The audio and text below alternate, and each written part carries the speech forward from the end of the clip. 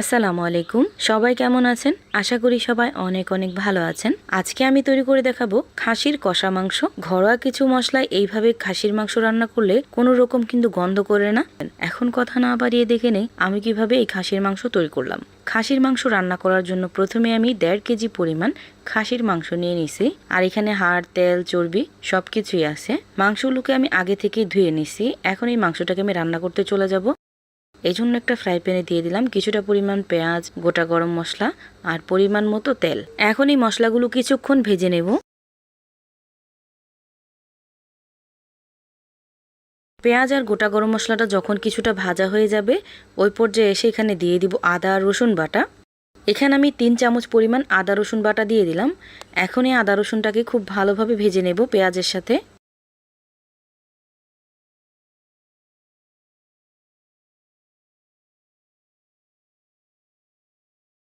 আদা রসুনটা ভাজা হয়ে গেলে দিয়ে দিলাম কাঁচা মরিচ, দিয়ে দিলাম 3 চামচ পরিমাণ হলুদ আর মরিচের গুঁড়া। এখন এই মশলাটাকে কিছুক্ষণ এইভাবে নেড়ে কিছুটা পরিমাণ পানি দিয়ে মশলাটাকে খুব ভালোভাবে কষিয়ে নিব। অবশ্যই খাসির কষা মাংস রান্না করার জন্য মশলাটাকে খুব ভালোভাবে কষিয়ে নেবেন। দিয়ে দিলাম পরিমাণ মতো লবণ, দিয়ে দিলাম 1 চামচ পরিমাণ জিরা গুঁড়া আর হাফ চামচ পরিমাণ দিয়ে দিলাম গরম মশলার গুঁড়ো। এখন কিছুটা পরিমাণ পানি দিয়ে এই মশলাটাকে খুব ভালোভাবে কষিয়ে নিব।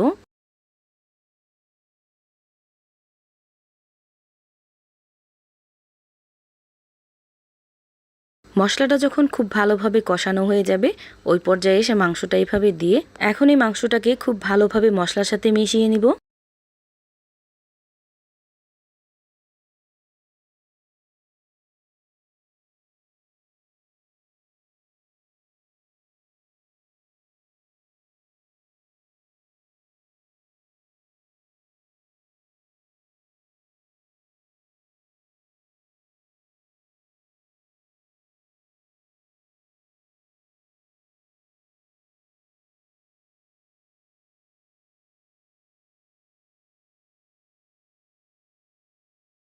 মিশিয়ে নেওয়া হয়ে গেছে। এখন ঢাকনা লাগিয়ে লো হিটে কিছুক্ষণ রান্না করব।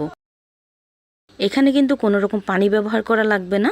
এই পর্যায়ে এসে এমনিতেই কিন্তু খুব ভালোভাবে পানিটা উঠে যাবে।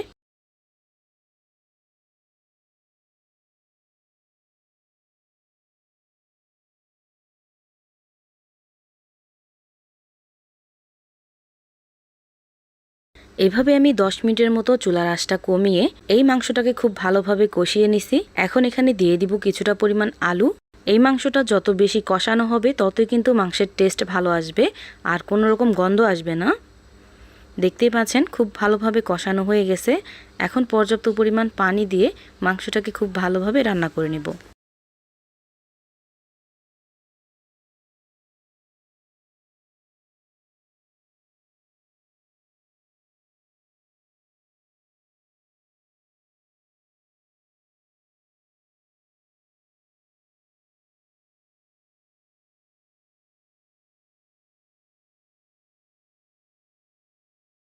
রান্না করতে করতে মাংসটা যখন ঠিক এরকম হয়ে যাবে ওই পর্যায়ে এসে হাফ চামচ পরিমাণ জিরা গুঁড়া দিয়ে খুব ভালোভাবে মিশিয়ে চুলাটাকে অফ করে নামিয়ে নিব ওই মাংসটাকে।